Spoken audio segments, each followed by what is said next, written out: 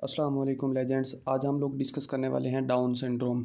Down syndrome जो है ये लीडिंग केस है मेंटल रिटार्डेशन का साइटोजेनिक डिसऑर्डर्स में।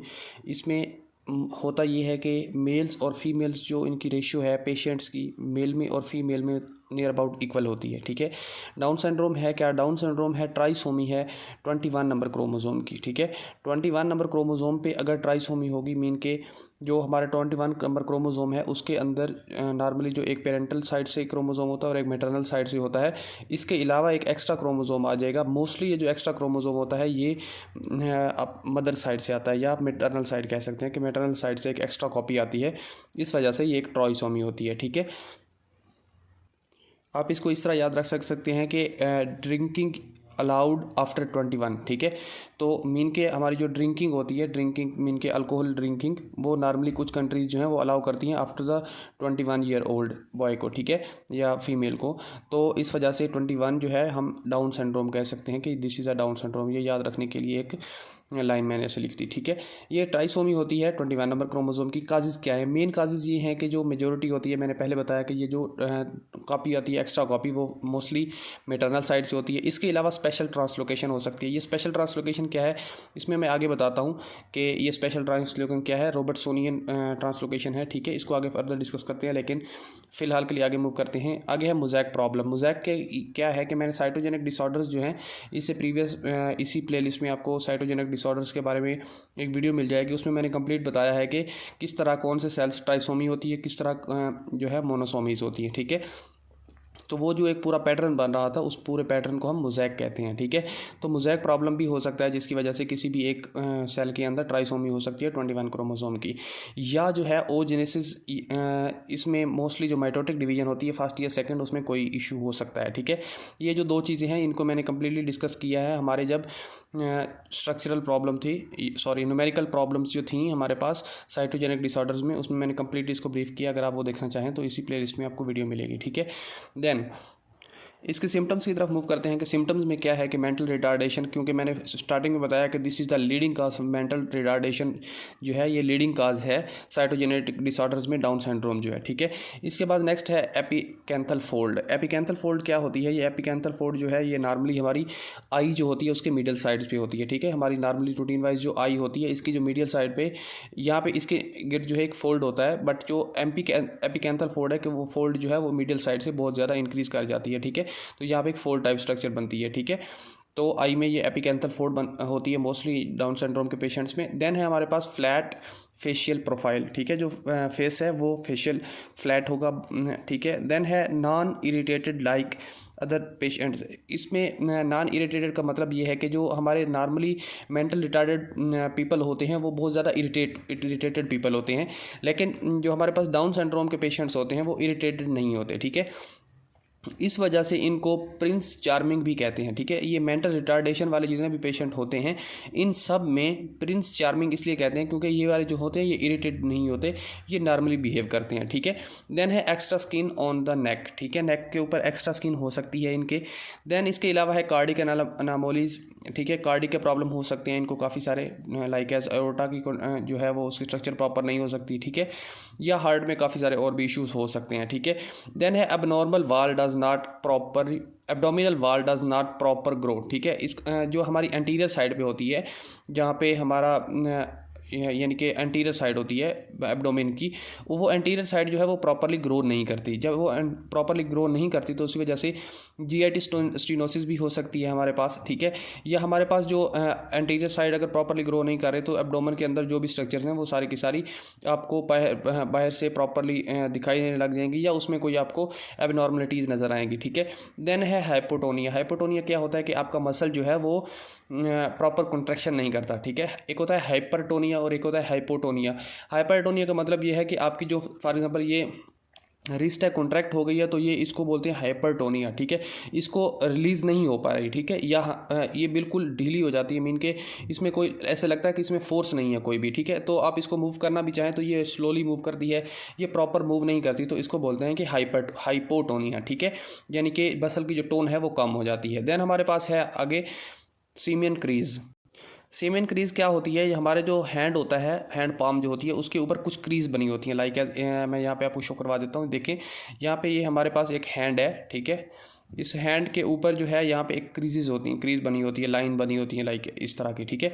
लेकिन जो हमारे पास डाउन सिंड्रोम के मोस्टली पेशेंट होते हैं उनकी ये जो क्रीज होती है नॉर्मली हैंड पे 2 होती हैं, लेकिन उनकी जस्ट 1 क्रीज होगी, सेकंड क्रीज नहीं होगी, ठीक है। तो ये डाउन सिंड्रोम के पेशेंट्स में ये सिम्टम भी शो होती है। देन फर्स्टली तो ये है कि पहले जो था स्टार्टिंग जो डाउन सिंड्रोम के केसेस आ रहे थे, यानी कि जब तक एडवांस स्टडीज़ नहीं थी तब वो इन्फेक्शन की वजह से ही मर जाते थे, ठीक है, डेथ हो जाती थी उनकी। रीज़न ये थी कि इन्फेक्शन का कोई भी इलाज नहीं था साइंटिस्ट के पास या डॉक्टर्स के पास। तो जो भी पेशेंट आते थे उनको इन्फेक्शन होता था और इन्फेक्शन की वजह से उनकी डेथ हो जाती थी। लेकिन जब इन्फेक्शन के ऊपर काफ़ी सारा काबू पा लिया गया, इन्फेक्शन जो है उसको अभी मीन के ईजिली ट्रीट किया जा सकता है, तो देन उसके बाद जो कार्डियक एनामोलीज़ की वजह से ये लोग इनकी डेथ हो जाती है। अगर ये लोग इससे सर्वाइव कर जाते हैं कार्डियक एनामोलीज़ से, देन इनको एल्ज़ाइमर्स डिजीज़ हो सकती है, ठीक है। एल्ज़ाइमर्स डिजीज़ जो है ये नॉर्मली अगर कार्डियक इसमें यानी कि सर्वाइव कर जाएंगे तो ये हो सकती है, पॉसिबिलिटी इसमें है, यानी कि हाई रिस्क ऑफ चांस है। अगर इससे भी सर्वाइव कर जाते हैं तो फिर एक्यूट लियोकीमिया हो जाएगा, ठीक है। एक्यूट लियोकीमिया हो जाता है। ये क्या डिजीज़ होती है, एल्ज़ाइमर डिजीज़ क्या होती है, एक्यूट लियोकीमिया क्या होता है, इनको हम फर्दर डिस्कस करेंगे कि ये क्या क्या चीज़ें होती हैं बाय द टाइम, ठीक है। देन इनके अलावा इनमें गोनैडोब्लास्टोमा अम्बिलिकल रीजन में जो है ये हो सकता है, या इनमें गोनैडोब्लास्टोमा हो सकता है या अम्बिलिकल हर्निया हो सकता है, ठीक है। तो ये जो है कुछ डिजीज़ हैं, ये मोस्टली इन पेशेंट्स में होती हैं। अगर किसी एक से भी सर्वाइव करते हैं तो फिर नेक्स्ट जो है इनके लिए न्यू एक डिजीज़ होती है जिनको फेस करना पड़ता है इनको, ठीक है। हमारे पास जो 95% केसेस होते हैं डाउन सिंड्रोम के, वो मोस्टली जो होते हैं वो फेमिलियल नहीं होते, ठीक है। वो जो है स्प्रेडी केसेस होती हैं, मीन के किसी भी एक जनरेशन में आएंगे, नेक्स्ट जनरेशन में कोई होंगे या नहीं होंगे इसका कुछ नहीं कह सकते, ठीक है। क्योंकि रीज़न ये है कि जो हमारे ये म्यूटेशंस होती हैं ये आगे फर्दर मूव नहीं कर सकती, ठीक है। क्योंकि ऑटोसोमल डिजीज़ है ये, तो आगे मूव तो बिल्कुल भी नहीं करेंगी, ठीक है। तो किसी भी एक अभी सपोज़ एक जो मदर एंड फादर हैं उनमें उनका एक बेबी है और उस बेबी को अगर डाउन सिंड्रोम हो गया है तो इट इज़ नॉट नेसेसरी कि बाकी जितने भी बेबी होंगे सभी को डाउन सिंड्रोम होगा, ऐसी कोई बात नहीं है। क्योंकि हमारा जो एक ही स्पर्म था वो एबनॉर्मल हुआ है, या एक ही एग जो था वो एबनॉर्मल हुआ है, बाकी सारे के सारे नॉर्मल हो सकते हैं, ठीक है। देन इसके रिस्क फैक्टर्स की तरफ आते हैं। नॉर्मली जो 20 ईयर ओल्ड फीमेल होती है, अगर वो एक बेबी को बर्थ दे तो उसमें 1/1500 मीन कि अगर 1500 बच्चों की बर्थ हो रही है, फीटल की बर्थ हो रही है, तो उसमें से जस्ट 1% चांस है कि उसमें से कोई भी 1 जो है उसको डाउन सिंड्रोम हो। लेकिन एज़ वेल एज़ इसकी जो एज है फीमेल की, अगर फीमेल 45 ईयर्स से अबव है और आफ्टर दिस उसकी वो बेबी को बर्थ देती है, तो उसकी जो है वो चांसेस बहुत ज़्यादा इंक्रीज़ हो जाते हैं। हर 25 बच्चों में से एक बच्चे को डाउन सिंड्रोम हो सकता है, ठीक है। इसकी काज ये है कि जो हमारे पास नॉर्मली मेयोसिस 1 होती है वो before the birth of the female meiosis 1 complete हो चुकी होती है, ठीक है। उसके बाद जो है वो अपनी जो एग फॉर्मेशन होती है, या एक जितने भी एग बन रहे होते हैं मीन के मेयोसिस 1 के बाद मेयोसिस 2 में वो एक स्टोरेज के तौर पर उसकी बॉडी में कलेक्ट हो जाते हैं, ठीक है। जब प्यूबर्टी की एज में पहुंचती है फीमेल तो उसके बाद वो मेयोसिस 2 होती है, और by the time her period के बाद, हर मेंस्ट्रुएशन साइकिल के बाद कुछ ना कुछ जो एग होते हैं वो रिलीज़ हो जाते हैं एज अ मेंस्ट्रुएशन साइकिल, ठीक है। जहाँ पे एक फ़ीमेल जो है वो अपने ये जो एग हैं इनको मेयोसिस 1 के बाद जो है स्टोर कर लेती है। इस स्टोरिंग स्टेज को, या हम कहते हैं फ्रीजिंग स्टेज को, इसको बोलते हैं डिप्लोशन, DEPLOTEIN, ठीक है। डिप्लोटीन स्टेज बोलते हैं इसको, कि डिप्लोटीन स्टेज जो है इसमें हमारे जो भी मेयोसिस 1 के बाद एग होते हैं वो सारे के सारे स्टोर कर लिए जाते हैं, और जब प्यूबर्टी की एज आती है तो उसके बाद ये थोड़े थोड़े जो हैं वो रिलीज़ करती रहती हैं फीमेल, ठीक हो गया। आगे जो हमारे पास नॉर्मली केसेस होते हैं उनमें रोबर्टसोनियन ट्रांसलोकेशन होती है, ठीक है। यहाँ पे मैंने बताया कि स्पेशल ट्रांसलोकेशन ये है रोबर्टसोनियन ट्रांसलोकेशन। इसका मतलब ये है कि जो हमारे पास 4 to 5% केसेस होते हैं उनमें ये वाली ट्रांसलोकेशन होती है। अब तक हमने प्रीवियस जो भी डिस्कस किया वो सारी की सारी जो है न्यूमेरिकल प्रॉब्लम था। न्यूमेरिकल मीन के क्रोमोसोम एक्स्ट्रा आ रहा था, ये जो है हमारे पास नॉन क्लासिकल केस है, इसके अंदर जो क्रोमोसोम है वो ठीक होगा, मीन के 21 क्रोमोसोम होगा, इसकी एक्स्ट्रा कॉपी नहीं होगी, लेकिन हमारे पास इशू जो है वो डाउन सिंड्रोम वाले ही होंगे। रीज़न ये है कि रॉबर्टसोनियन ट्रांसलोकेशन है। ये क्या चीज़ है, ये हम जो स्ट्रक्चरल प्रॉब्लम्स हैं उनमें मज़ीद डिस्कस कर लेंगे, लेकिन अभी के लिए ये बता देता हूँ कि हमारे पास जो क्रोमोसोम होता है, लाइक एज ये एक क्रोमोसोम है और एक सेकेंड क्रोमोसोम है, ठीक है, यहाँ पे इसका क्या होता है कि जब ब्रेक डाउन होती है, ब्रेक डाउन का मीन ये है कि हमारे पास जो 14 नंबर क्रोमोसोम है और 21 नंबर क्रोमोसोम है, ये एक दूसरे के तकरीबन पास होते हैं। तो इनका ये सीन होता है कि यहाँ से अगर फॉर एग्जांपल ये ब्रेक करता है, तो ब्रेक करने के बाद अभी 14 का पी ये पार्ट है और ये क्यू पार्ट, ये भी पी पार्ट और ये क्यू पार्ट। सम टाइम ऐसा होता है कि 21 फॉर एग्जांपल है, तो इसका ऐसा होगा कि एक न्यू क्रोमोसोम फार्म्ड हो जाएगा और इसमें इसका 21 का क्यू हो रह जाएगा और 14 का भी क्यू, मीन के दोनों क्यू जो हैं वो आपस में अब नॉर्मली एक दूसरे के साथ मिल जाएंगे। ये भी एक टाइप की म्यूटेशन होती है, ठीक है। तो इसके थ्रू ये एक इस ट्रांसलोकेशन को, मीन के एक क्रोमोसोम से क्यू पार्ट का दूसरे क्रोमोसोम के साथ जाके मिल जाना, उसको कहते हैं रॉबर्टसोनियन ट्रांसलोकेशन, ठीक है।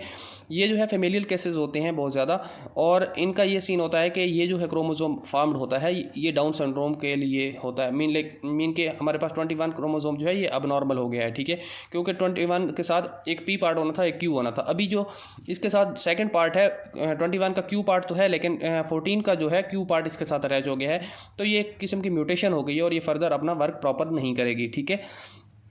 इनको मज़ीद भी स्ट्रक्चरल डिफेक्ट्स में पढ़ लेंगे, लेकिन अभी के लिए जो हम प्रीवियसली डिस्कस कर चुके हैं वो जस्ट न्यूमेरिकल हैं, ठीक है।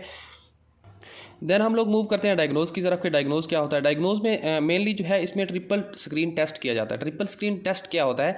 इसमें जो है अल्फ़ा फीटोप्रोटीन्स HCG लेवल, और इसके अलावा जो हमारे पास कॉन्जेंटेड एस्ट्रायोल, ठीक है, कंजुगेटेड एस्ट्रायोल, ये कंजुगेटेड एस्ट्रायोल को चेक किया जाता है। मीन ये तीन चीज़ें हैं। तीन चीज़ें कौन कौन सी हैं? अल्फ़ा फीटोप्रोटीन्स, HCG लेवल और कंजुगेटेड एस्ट्रायोल लेवल को चेक किया जाता है ट्रिपल स्क्रीन टेस्ट में, ठीक है। इसके अलावा हम कैरियोटाइपी भी कर सकते हैं, उसमें क्लियर पता चल जाएगा कि कौन सा क्रोमोसोम किस जगह पर डैमेज है। इसके अलावा अगर हम ट्रीटमेंट की तरफ देखें तो इसमें सिम्प्टोमेटिक ट्रीटमेंट मोस्टली किया जाता है, क्योंकि जो इसकी प्रॉपर जीन थेरेपी ही होनी चाहिए अगर सक्सेसफुल होती है, ठीक है। तो जीन थेरेपी के लिए बेटर है ये है कि अगर जीन थेरेपी नहीं है तो फिर हम सिम्प्टोमेटिक ट्रीटमेंट लाइक एज जो हमारे पास एक्स्ट्रा फोल्डिंग थी नेक पर, तो हम उसके लिए प्लास्टिक सर्जरी वगैरह करके भी हम उसको प्रॉपर कर सकते हैं अकॉर्डिंग टू कंडीशंस, ठीक है। तो ये है हमारा डाउन सिंड्रोम। इसमें अगर किसी किस्म का कोई भी क्वेश्चन है तो आप कमेंट बॉक्स में पुट कर दें, मैं एज सून एज पॉसिबल आपको रिप्लाई करूँगा। Thank you doctors, good bye.